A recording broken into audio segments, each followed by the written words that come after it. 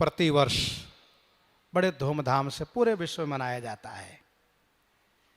लेकिन हम सब बहुत बड़े भाग्यशाली हैं, क्योंकि हम लोग श्री अयोध्या जी में रहते हैं, श्री धाम अयोध्या जी में है।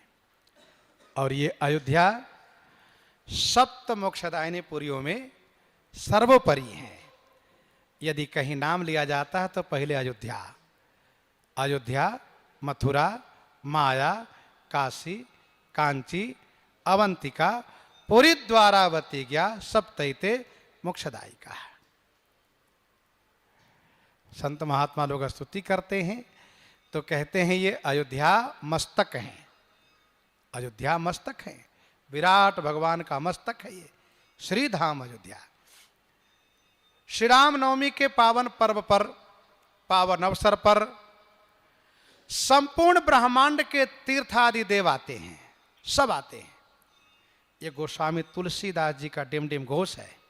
उन्होंने स्पष्ट रूप में चौपाई में प्रस्तुत किया है, लिखा है, जहि दिन राम जन्म श्रुति गावहीं, तीरथ सकल तहाँ चलिया वहीं।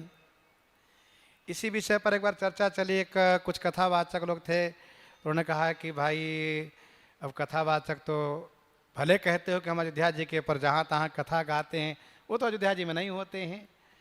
तो एक संत ने कहा भले ही वो अयोध्या जी में न हो, लेकिन जहाँ होते वहीं अयोध्या जी बना लेते हैं। का इसका क्या प्रमाण है? तो उन्होंने कहा कि गोस्वामी जी ने लिखा है कि भरत राम रिपुदवन लखन के चरित सरित अनवैया, और तुलसी तब के से अजहु जानवे रघुवर नगर बसैया। वो उस समय के रघुवर नगर बसैया हो जाते हैं। तो भैया कथा की तो बातें अलग है, कथा जहाँ वहाँ तो सब आते ही, सारे तीर्थ आते ही हैं।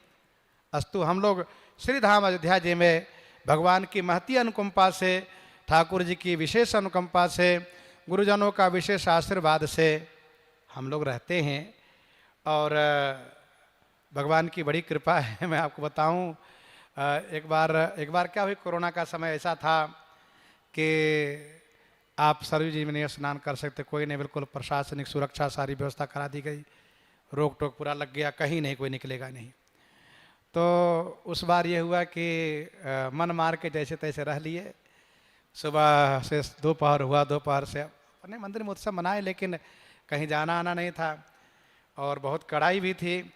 तो धीरे धीरे जब 4 बजा तो फिर मन में ऐसा लगा कि कभी तो छूटा नहीं श्री रामनवमी के सरयू जी का स्नान, और इस बार लगता छूट जाएगा। तो मैंने पुजारी जी से कहा क्यों जी? उन्होंने कहा फिर कहना क्या है, चलिए जो होगा देखा जाएगा। फिर महाराज जैसे तैसे रास्ता काट करके जिधर से सुरक्षा उसको बचा कर गए। हम पुजारी जी गए तो वहाँ पर एक महात्मा दर्शन दिए, दूरी पर नहा रहे थे संध्या के समय में। अब चूँकि इसी वर्ष साकेतवासी हो गए हैं, वो भी बड़े अच्छे निष्ठावान भजनानंदी साधु थे, श्री विजयराम भक्तमाली जी महाराज, विजय रामदास जी महाराज। तो उन्होंने कहा कहो रमणी जी तुम भी आ गए? हमने कहा हाँ महाराज जी। कहा ठीक है तुम आगे, मैं भाग रहा हूँ, तेरे से जा रहा हूँ। हमने कहा ठीक है महाराज आप निकलिए, कहीं 2-3 दिखाई दिए तो गड़बड़ हो जाएगा, लेकिन अब 2 तो है ही है, पुजारी जी हमारे साथ में है। फिर भगवान की बड़ी कृपा, स्नान किए, निकल के आ गए, ठाकुर जी बचा लिए, कहीं कोई ऐसी बात नहीं आई। एक संत जी ऐसे थे, उन्होंने कहा कि भाई मेरा रामनवमी उत्सव तो नहीं छूटना चाहिए। वह भी पहुंच गए जैसे भी हो। तो यदि हमारे मन में दृढ़ संकल्प हो तो ठाकुर जी इच्छा पूर्ति करते हैं। मैं चौपाई के बहाने माध्यम से आपको बताऊं कि जही दिन राम जन्म श्रुति का वहीं तीरथ सकल तहाँ चलिया वहीं। सब चल के आते हैं, सब चल के आते हैं। कौन कौन आते हैं? का असुर, नाग, खग, नर मुनि देवा, आई करहि रघु नायक सेवा। सेवा में क्या? जन्म महोत्सव रचहि सुजाना, करहि राम कल कीरति गाना। जन्मोत्सव की तैयारी करते, सजाते हैं, बंधनवार पताका ध्वजा लगाते हैं, कलश भरते हैं, और भजन कीर्तन करते हैं, उत्सव मनाते हैं। और फिर इसके बाद मज्जहि सज्जन वृंद बहु पावन सरजू नीर, जपहि राम धरि ध्यान उर सुंदर श्याम शरीर। सरयू जी में स्नान करते हैं और देखो सब आकर के श्री सरयू जी में नहाते हैं श्री रामनवमी के दिन। ये शास्त्रीय प्रमाण है, सब आकर स्नान करते हैं। हम लोग जब छावनी में रहते थे तो समय संत महात्मा कहते देखो भीड़ बहुत हो रही है नए घाट में, तो चलो राम घाट तरफ, कहीं सिद्ध पुरुष कहीं मिल जाए। तो महाराज उस समय झुआ और वो झारी झंखार, कोई रोशनी की व्यवस्था नहीं, चल दे हम लोग सुबह सुबह एक दो करके निकल जाए और श्री सरयू जी में स्नान करें तो एका दुका कहीं दिखाई देंगे। और कई ऐसे संतों ने कहा कि श्री रामनवमी के दिन ये तो सत्य है कि सभी तीर्थ आते हैं और जाकर के आकर के सब ऐसे मनुष्य बेस में मिल जाते हैं और पता नहीं कौन कहाँ क्या है, कुछ समझ में नहीं आता है। तो एक संत ने कहा कि देखो भीड़ से नहीं भागना चाहिए। क्यों? कहा ये 3.5 करोड़ तीर्थादि देवता आए हुए हैं, उनके शरीर की हवा भी लग जाएगी ना तो अपने में पवित्रता आ जाएगी, इसलिए जहाँ सब नहाए वहीं चलो नहाओ। तो उनका विचार था। तो हम लोग सब आनंद लिए हैं, कभी राम घाट कभी राजघाट नया घाट, तब अब तो सब बहुत घाट बन गए हैं। तो सभी आते हैं और माघ मकरगत रवि जब होई, तीर्थपति ही आव सब कोई। तीर्थराज प्रयाग में पूरे माघ के महीने में सभी विश्व के लोग आकर के स्नान करके अपना अपना पाप छोड़ करके चले जाते हैं घर।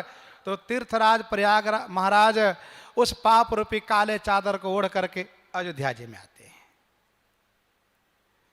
समस्त तीर्थों के राजा हैं वे, नैमिषारण्य नहीं गए।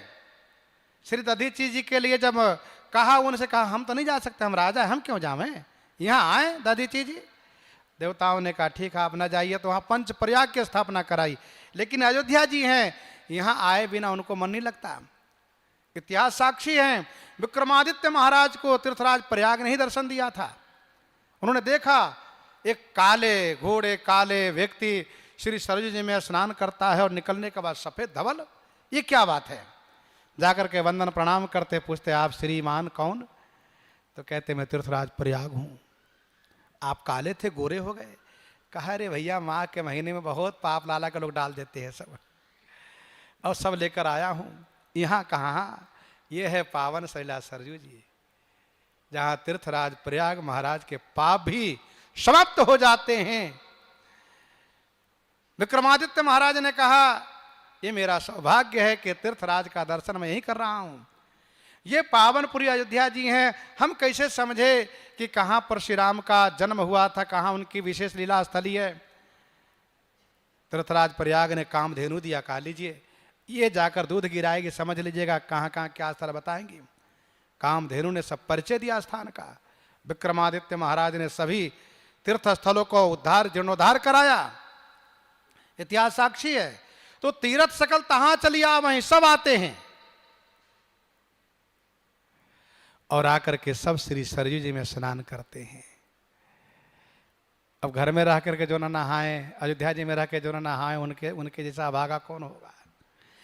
अब रही बात अभागे के नाम में, हम भी अब की बार आ रहे थे, हमें भी डर लग रहा था, घुटने की समस्या है, जाएंगे कैसे नहाएंगे क्या होगा। लेकिन फिर मन में आया कि नहीं, घुटना बिगड़ा तो क्या बिगड़ा, अभी तो शरीर पूरा ठीक है, स्वस्थ है। तो मन में उत्साह हुआ। फिर आपको बताऊं, जब